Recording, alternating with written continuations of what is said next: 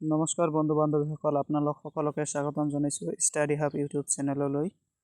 আপোনালোকে ইয়াতে দেখা পাইছে ডাক বিভাগৰ চাকৰি ওলাইছে 32,500 পদ আৰু ইয়াত কোনো পৰীক্ষা নাই, ডাইৰেক্ট সিলেকশ্যন হ'ব। তো ভিডিঅ'টো আৰম্ভ কৰোঁ।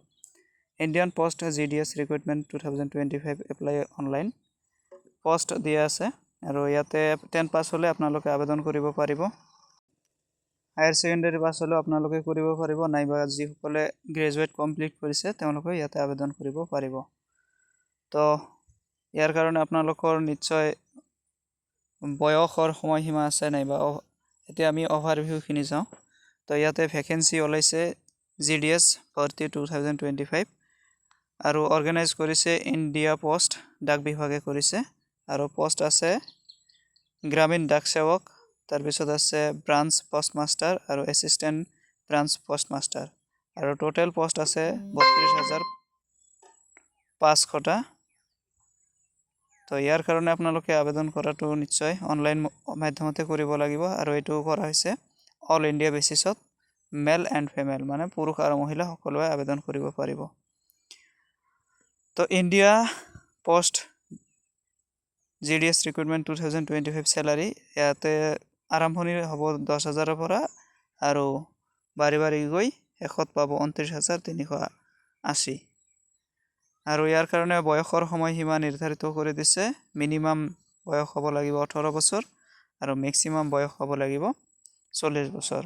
এইখিনিতে এটা কথা উল্লেখ কৰা মানে ইয়াতে নিশ্চয় আমি পাম, যিসকলে SC তেওঁলোকে 40ৰ লগত আৰু 3 বছৰ বেছি পাব, আৰু SC সকলে পাব 5 বছৰ, আৰু যিসকলে ফিজিকেলি হেণ্ডিক্ৰেপ আছে তেওঁলোকে অতিৰিক্ত 10 বছৰ সময়সীমা পাব।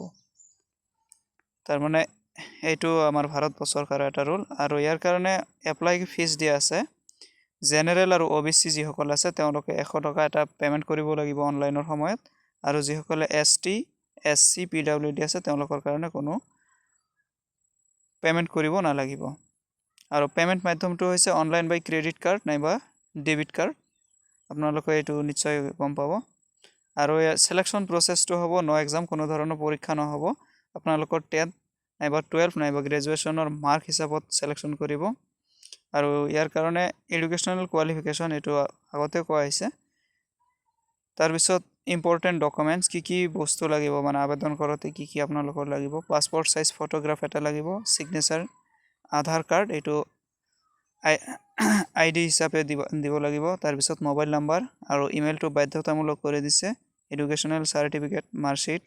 তাৰপিছত যিসকলে SC ST আছে তেওঁলোকৰ কাৰণে SC ST OBCৰ কাৰণে চেণ্ট্ৰেল যিটো কাষ্ট চাৰ্টিফিকেট সেইটো লাগিব। তাৰপিছত যিসকলে ফিজিকেলি হেণ্ডিক্ৰেপ আছে তেওঁলোকেও তেওঁলোকৰ চাৰ্টিফিকেটটো দিব লাগিব। তাৰপিছত যিসকলে EWS কেটাগৰীত পৰে, ইকনমিকেলি ৱেকাৰ ছেকশ্যনত, তেওঁলোকৰ কাৰণে সেই ইনকাম চাৰ্টিফিকেটটো দিব লাগিব। আৰু যিসকলে ট্ৰান্সজেণ্ডাৰ তেওঁলোকে তেওঁলোকৰ যিটো নিজৰ ব্যক্তিগত চাৰ্টিফিকেট আছে সেইটো দিব লাগিব। আৰু বয়সৰ এছপ্ৰুফ হিচাপে দিব লাগিব ক্লাছ 10ৰ মাৰ্কশ্বিটটো, যিটো বাৰ্থ চাৰ্টিফিকেট হিচাপে আপোনালোকে ব্যৱহাৰ কৰিব। আৰু যিসকলৰ বাৰ্থ চাৰ্টিফিকেট আছে তেওঁলোকে বাৰ্থ চাৰ্টিফিকেট আপলোড দিলে হৈ যাব। তাৰপিছত লাগিব এমপ্লয়মেণ্ট এক্সচেঞ্জ চাৰ্টিফিকেট, যিটো আপোনালোকৰ আছে সেইটো লাগিব। তাৰপিছত এপ্লাই কেনেকৈ কৰিব, ইয়াৰ কাৰণে নিশ্চয় আপোনালোকে নিজৰ মোবাইলতে কৰিব পাৰিব। মই নিশ্চয়কৈ আপোনালোকৰ সুবিধাৰ্থে লিংকটো আপোনালোকক দি দিম। এই লিংকত গৈ ক্লিক কৰিলে আপোনালোকে ডাইৰেক্ট গৈ আপোনালোকে পাই যাব।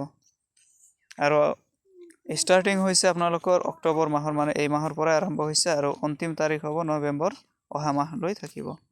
আৰু এপ্লাই কৰিব পাৰিব আপোনালোকে অনলাইন মাধ্যমত।